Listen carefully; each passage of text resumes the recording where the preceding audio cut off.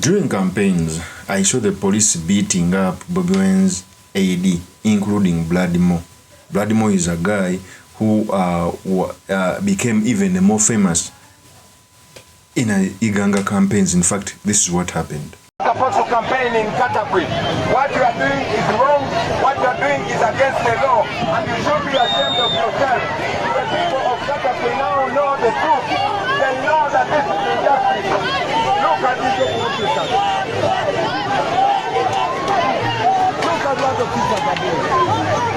Abasirikale basazeewo okuba bantu ngumi.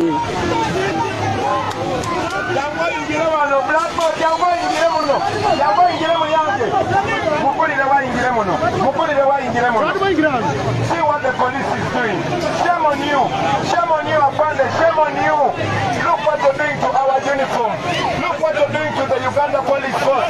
Shame on you. How can you beat people? How can you beat innocent citizens? You know that I'm not breaking the law. Why don't you arrest me then? Why don't you arrest me for breaking the law? I am a citizen of Uganda. If I am breaking the law, you arrest me then. If I am here illegally, arrest me. If I am campaigning against the law, arrest me, please. Arrest me now. Arrest me now. I am a presidential candidate, and the Electoral Commission knows that I'm campaigning here in Katakwi. Shame on you. Shame on all of you. But we are going to change this. You are also a slave. We are going to liberate Uganda, and we are going to liberate you too. Look what the police is doing. Keep this on your camera. Cover it on your camera. Shame on them. People, power! Power, power! We shall overcome this. You should be ashamed of yourself. I am supposed to be campaigning here.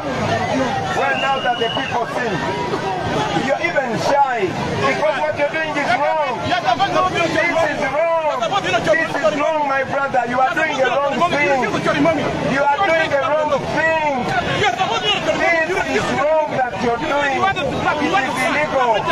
Abandon I am. You are. That is the video when Bobi Wine was rescuing his AD to an extent of calling him in his car. Such brutality during campaigns don't make our elections better. It's the reason that's why I employ every Ugandan with a voice. Kingdoms. It's only the Uganda kingdom that is coming out to talk about the injustice. Bunyoro, Toro, etc. are keeping quiet, and it's so unfortunate. When we saw the police brutalizing the supporters of a candidate, when we saw the police, we see the police beating up ADs of a candidate, and in fact, it is only one candidate that is suffering the injustice. Other candidates are free to even make stuff povers. You clearly see that the rules that govern the elections are not equal. And the purpose of this video, I've come to show you how bad-mannered the incompetent Byabakama is, that he has kept a deaf ear and is silent about injustice. He's giving our election to be managed by the security personnel, which is not supposed to be the case. Byabakama and his cohorts should understand that democracy in the country is not handled that way. Even a kindergarten kid can see through the incompetence of the electoral body. Okay, it is partisan. So the purpose of this video, I've come to talk about it, what it means for our country, and most importantly, the certain materials we can learn from the politics of our nation. But before I do this, I want to let you know that if you're new to this channel, please subscribe. If geopolitics and economics is what you want, this will be definitely the right channel for you to subscribe to.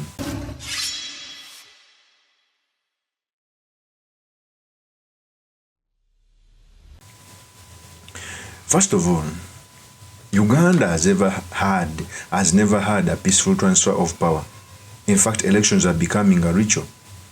And as we go on, as we are nearing transitions, it's even becoming more brutal. During Besge's era, during campaigns, you would be let free to campaign. Then after elections, it will be curtailed. I'm not saying that it was the right thing to do, because even after election, the person is free to campaign and canvass support across the country, like we see in Kenya. In big democracies, you cannot curtail a person even outside the election period. And to make matters worse, that even the election period we have, now the army is entering in with its bad manners. The video I played was an aide of Bobi Wine being beaten on the streets by the security personnel as Bobi Wine was being blocked from entering a certain district. I normally follow Bobi Wine's campaign. Do you know that even sleeping in another district where where you're not going to campaign. The police and the army blocks Bobi Wine from entering such districts. What law prohibits someone from sleeping in a district where he's not going to campaign? So you clearly see the double standards are these people are keeping quiet, as the Electoral Commission is also silent about the injustice. There's also a video I saw when the car is moving in a zigzag style trying to knock supporters. Because when Bobi Wine is moving, they normally put in military cars to knock his supporters and send the supporters off the road so that they cannot welcome their leader, which is unfortunate. In fact, here's the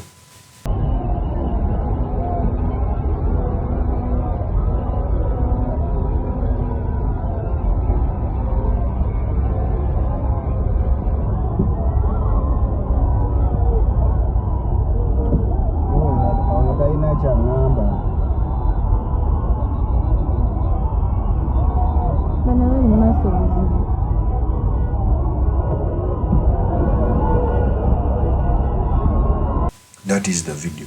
So you clearly see that as a country, if you don't wake up, our country is going to go to the dogs. This is how failed states start. Sudan was at the same juncture. Zimbabwe almost is not doing well. Egypt the same, the revolution, Tunisia, etc. Because leaders are keeping a deaf ear. They think they are going to lead the country, even their graves. They think that they are going to bequeath the country to their children without a democratic process. They want to force their leadership in our throats, which is not going to happen. And for me, I keep on telling people that for us, we come here to do the videos not because you don't like what is going our country, but because you like our country to an extent that we want things which are supposed to be better. It's the only country we have. If we die, we are going to be buried here. Some of the leaders have dual citizenship. Their children are in Europe. They have houses, they have mansions, they even buy graveyards. For us, we are going to stay here in a country. So we must fight hard to make it a better place to live in together with for our children, in case we have them. Of course, it's my opinion. Many years truly, Mr. Makindi. Kabisra Imani Mawagali. I'll see you on another one. Peace.